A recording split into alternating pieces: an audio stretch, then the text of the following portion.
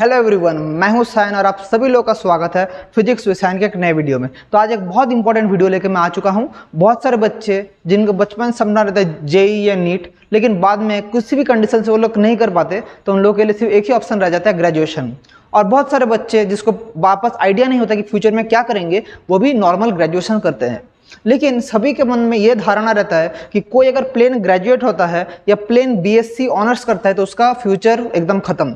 ये एक मतलब समाज में, सोसाइटी में एक ऐसा धारणा आ चुका है कि अगर आप नॉर्मल ग्रेजुएट होते हैं या normal BSc physics honours, BSc chemistry honours, BSc mathematics honours या किसी भी स्ट्रीम में आप लोग बीएससी करते हैं, बीए करते हैं, बीकॉम करते हैं, तो आपका फ्यूचर खत्म। सभी को सिर्फ ये पता है कि आप सिर्फ जेई दे के इंजीनियर बनिए, नीट दे के डॉक्टर बनिए, तो ही आपका फ्यूचर सिक्योर्ड है। इसी धारणा को आज मैं चेंज करूंगा कि ग्रेजुएशन के बाद आप फ्यूचर कुछ नहीं, ये बहुत बड़ी गलत धारणा है, बहुत बड़ा गलत धारणा है। और उसी को आज मैं इस वीडियो के माध्यम से आप सभी लोग को दिखाऊंगा।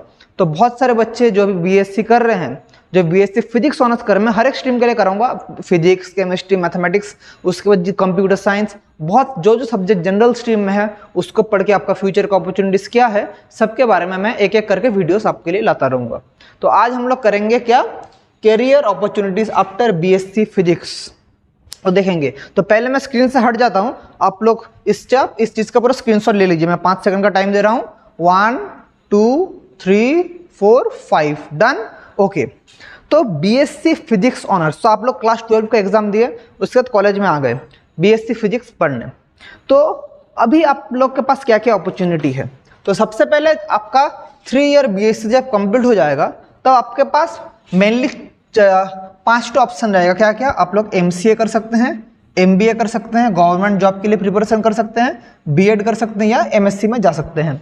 तो एमसीए क्या है, MCA masters of computer application. लेकिन मेरा पर्सनल ओपिनियन रहेगा कि ये अच्छा है, एमसीए डिग्री अच्छा है, लेकिन फिजिक्स के बच्चों का कोडिंग बहुत ही वीक होता है।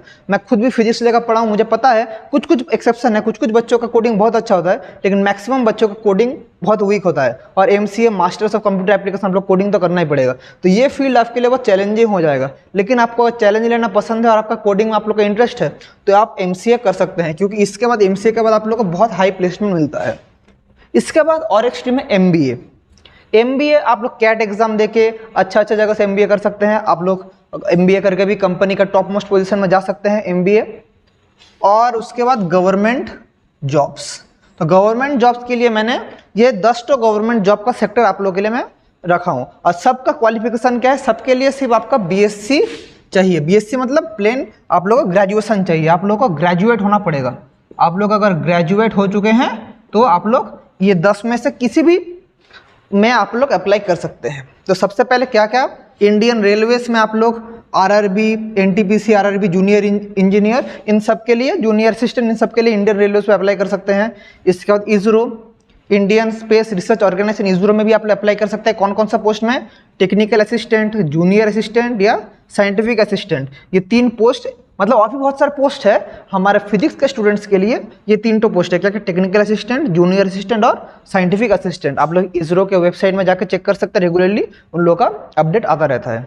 इसके बाद आप लोग इंडियन फॉरेस्ट ऑफिसर आईएफएस में जा सकते हैं। उसमें कौन कंडक्ट कराता है, यूपीएससी कंडक्ट कराता है। आईएफएस इंडियन फॉरेस्ट सर्विस में, आईएफएस है इंडियन फॉरेस्ट सर्विस, और आपका पोस्ट का नाम होगा इंडियन फॉरेस्ट ऑफिसर। उसके बाद आप लोग डिफेंस सेक्टर में जा सकते हैं। डिफेंस सेक्टर में आप लोग combined defence service CDS exam, CDS के थ्रू आप लोग एयरफोर्स, नेवी या आर्मी किसी में भी जा सकते हैं। और एफकैट एग्जाम देके भी आप लोग डिफेंस में जा सकते हैं। ये ग्राउंड है। और सीडीएस एग्जाम थोड़ा हाई पोस्ट के लिए सीडीएस एग्जाम है। सीडीएस एग्जाम के लिए आप लोग को सिर्फ ग्रेजुएट होना पड़ेगा और आपका मेडिकल टेस्ट होगा, फिटनेस टेस्ट होगा, ये सब होगा और आप लोग को एग्जाम क्वालिफाई करना पड़ेगा। इसके बाद और क्या गवर्नमेंट सेक्टर है, बैंकिंग। बैंकिंग में SBI PO, IBPS PO, SBI clerk, RBI assistant, ये सब कुछ आप लोग ग्रेजुएशन के डिग्री से आप लोग एलिजिबल है। इसके बाद एसएससी सीजीएल, एसएससी हमारा staff selection commission, combined graduate level examination, इसके थ्रू आप लोग इनकम टैक्स ऑफिसर बन सकते हैं।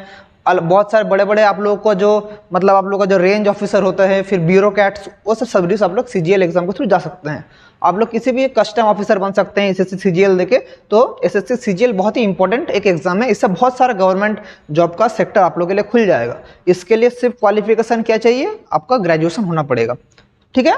उसके बाद आप लोग जो फिजिक्स के स्टूडेंट है उन लोग के लिए स्पेशली DRDO, बार्क, ये तो है ही है। DRDO हमारे इंडिया का जो बेस्ट डिफेंस के लिए, हमारे आर्मी के लिए बेस्ट वेपन कहाँ तैयार होता है? DRDO। तो आप लोग DRDO में अप्लाई कर सकते हैं, बार्क में अप्लाई कर सकते हैं। उसके बाद आप UPSC एग्जाम तो दे ही सकते हैं, ग्रेजुएशन के लिए आप लोग UPSC देके IAS, IPS, IFS, बहुत सारे ऑफिसर्स है, IRS, ये सब ऑफिसर बन सकते हैं। उसके बाद स्टेट PCS जो UPSC है all over India, state PCS है, आप जिस स्टेट में करेंगे उस स्टेट के आप लोग हायर ऑफिसर रैंक पे जाएंगे। जैसे आप लोग स्टेट के अंदर DSP, फिर आप लोग कर सकते हैं, आप लोग BDO बन सकते हैं। उसके बाद जो आप लोगों का जो स्टेट के अंदर DSP है, उसके बाद आप लोग और भी ऊपर जो हाई पोस्ट है, आप लोग लैंड इंस्पेक्टर बन सकते हैं। उसके बाद आप लोग लेबर कमिश्नर बन सकते हैं। सो सब इस स्टेट PCS के अंदर आता है। तो ये टॉप 10 गवर्नमेंट जॉब्स है जो आप लोग फिजिक्स ऑनर्स कंप्लीट होने के बाद कर पाएंगे। उसके बाद क्या ऑप्शन मैंने लिखा? B.Ed। आप बहुत सारे बच्चे बोलेंगे सर BSc के बाद भी B.Ed कर सकते हैं, MSc के बाद भी B.Ed कर सकते हैं। यस, ऑब्वियसली आप लोग BSc के बाद B.Ed या BSc फिर MSc उसके बाद B.Ed कर सकते हैं। क्या फायदा है? ये B.Ed करने के बाद आप लोग क्या बन पाएंगे? टीचर बन पाएंगे, क्योंकि टीचर के लिए B.Ed एक मस्ट क्वालिफिकेशन है। बिना B.Ed के आप किसी भी बोर्ड के, किसी भी स्कूल के टीचर नहीं बन पाएंगे। अगर आप लोग BSc के बाद B.Ed करते हैं तो आप लोग अप टू क्लास 10 तक एलिजिबल होंगे। आप अगर MSc के बाद B.Ed करते हैं तो आप अप टू क्लास 12 का क्लास आप लोग ले पाएंगे। तो इसमें MSc के बाद B.Ed अगर करते हैं तो आपका पेमेंट स्केल ज़्यादा रहेगा। यह सिंपल बात। या सबसे अच्छा ऑप्शन मैं आप लोगों को बोलूँगा, ये तो आप लोगों के पास है, लेकिन आप अगर BSc फिजिक्स करते हैं, आप 2 साल के लिए क्यों छोड़ जाएंगे? 2 साल में आप MSc कर लीजिए, ये मेरा पर्सनल ओपिनियन है।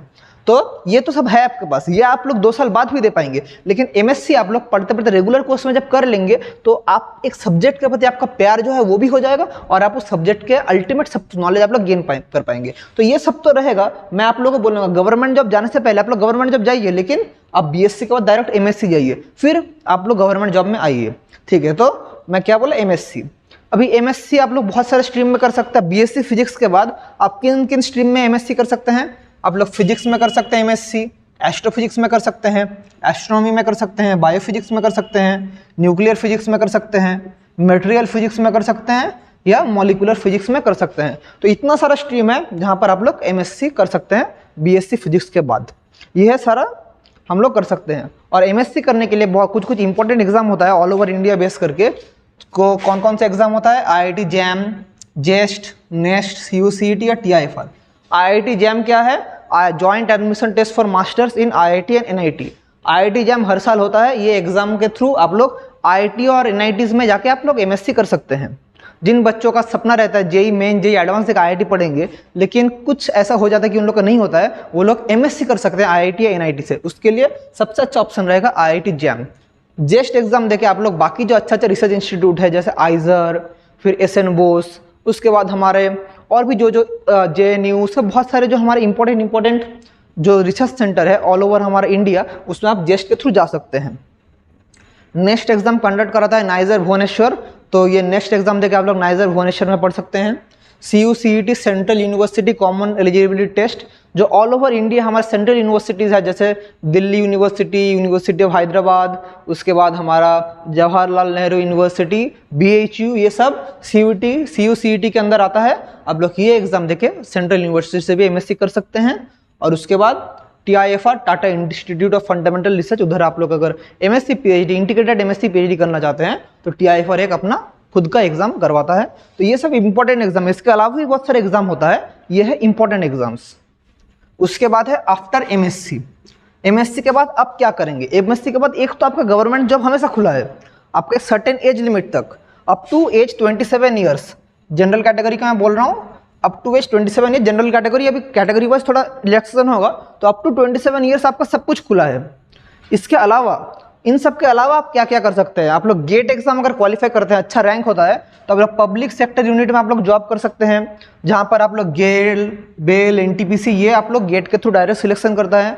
फिर आप नेट एग्जाम के थ्रू लेक्चरशिप और PhD कर सकते हैं कॉलेज में लेक्चरशिप, या आप लोग रिसर्च लाइन में PhD में जा सकते हैं नेट क्वालिफाई करके अच्छा रैंक के साथ।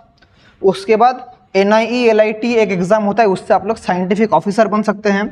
TIFR का एग्जाम आप लोग MSc के बाद भी दे सकते हैं सिर्फ PhD के लिए।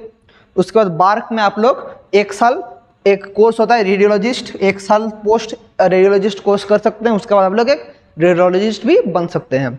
तो बहुत सारे स्ट्रीम होता है, मैंने आप लोगों को सिलेक्ट करके कुछ जो आप लोगों के लिए ज़रूरत है वो मैंने आप लोगों को इधर एक समरी का टाइप में दिया है। इसके अलावा भी बहुत सारा कोर्स होता है, बहुत सारे रास्ते हैं, रास्ता बहुत है, आपको ठीक करना पड़ेगा आप किस में जाएंगे। ये मेरा वीडियो बनाने का मकसद यही था, क्योंकि बहुत लोग बोलते हैं कि बीएससी के बाद करियर ख़त्म, अगर आप बीएससी कर रहे हैं आपका करियर खत्म, दुकान में ठेला लगा कर बैठ जाओ। ये मैं किसी को छोटा नहीं कर रहा हूँ, वो ठीक है, लेकिन इसके अलावा जो इतना सारे आप लोग जो अपॉर्चुनिटीज देख रहे हैं ये बीएससी फिजिक्स के थ्रू है। तो आप जिस भी लाइफ में जिस स्टेज में है अपने आप को कम मत सोचिए। और आप भी अगर एमएससी भी आप लोग का हो चुका है तो भी आप इन सब चीज़ों में एलिजिबल है, या आप लोग इन एग्जाम्स को क्वालिफाई करके आप लोग कुछ भी कर सकते हैं लाइफ में। इसलिए कभी भी कोई भी डिसीजन जो लेते हैं वो खराब नहीं होता है, तो मन उदास मत कीजिए। आप लोग किसी भी स्ट्रीम में पढ़ रहे हैं, ग्रेजुएट कर रहे हैं, उसके बाद आप लोग इंजीनियरिंग पढ़ रहे हैं, मेडिकल कर रहे हैं, लॉ कर रहे हैं, सब में स्कोप है। तो मैंने आप लोगों को एग्जाम्पल दिया, तो ये मैं सीरीज अभी लाता रहूँगा। आज था career opportunities after BSc physics, फिर BSc chemistry, mathematics, computer, English, geography, history, सब में आएगा, चिंता मत कीजिए। सिर्फ मैं अकेला इंसान हूँ, बनाने में थोड़ा टाइम लगता है, सिर्फ आप लोग थोड़ा पेशेंस के साथ मुझे सपोर्ट कीजिए। तो इसी के साथ आज का वीडियो इधर एंड करते हैं। Wishing you all the very best and thank you.